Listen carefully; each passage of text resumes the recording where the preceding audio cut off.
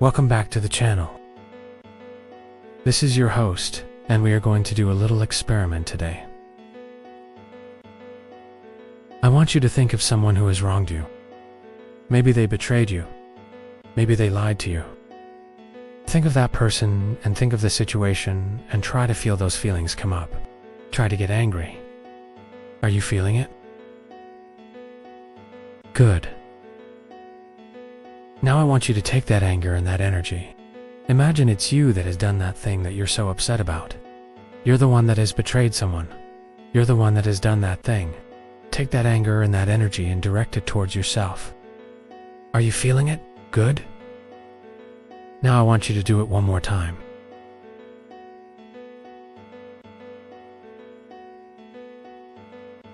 This time, your brain has betrayed you. Your brain has lied to you. Take that anger and that frustration and direct it towards your brain. Are you feeling it? Good. Now, there's nothing wrong with you. In fact, you are absolutely perfect just the way you are. But what there is this misunderstanding that most people have about how the brain works, about what the brain is, about what it's capable of, about what it needs, and about what it doesn't need. Most people think that they are their brain, and that's why they get upset with their brain when they don't get their way, or when things don't go the way they want them to. You are the person that observes the brain. You are the person that has the brain. Just like you have a stomach, just like you have a liver, just like you have a heart, you have a brain. And sometimes your brain gets sick. Sometimes your liver gets sick. What do you do when your liver is not working the way it should be? Do you get upset with your liver? No. You go and you see a doctor. You do everything that you can in order to get your liver healthy again. Why? Because you understand that if your liver is not working well, you're not going to be feeling well either. And it's the same thing with your brain. When your brain is not working the way it should be, when your brain is sick, you're not going to be feeling well either. You might be feeling anxious, depressed, frustrated, stressed, or any other negative emotion. It's your prefrontal cortex.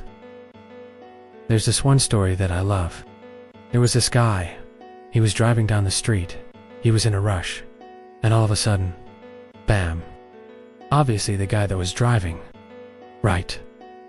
But he said, "No, it wasn't me. My car just did it on its own." And I thought that was such an interesting thing to say because obviously he was the one driving the car. He was the one that had control over the car. He was the one that decided to drive in a reckless manner. But he was trying to avoid responsibility. He was trying to escape blame. And in doing so, he was projecting it onto something else. That's exactly what we do with our brain. We say, "Oh, it's not me. It's my brain. My brain made me do it. My brain forced me to do it. My brain just did it on its own." It's not true. You're the one that has control over your brain.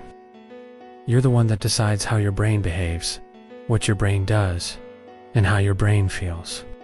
So next time you want to blame something, don't blame your brain. Don't blame your poor little prefrontal cortex. Instead, look within yourself. Look at the way you're living your life. Look at the way you're treating yourself. And know that whatever you're experiencing is a direct reflection of the way you're living your life.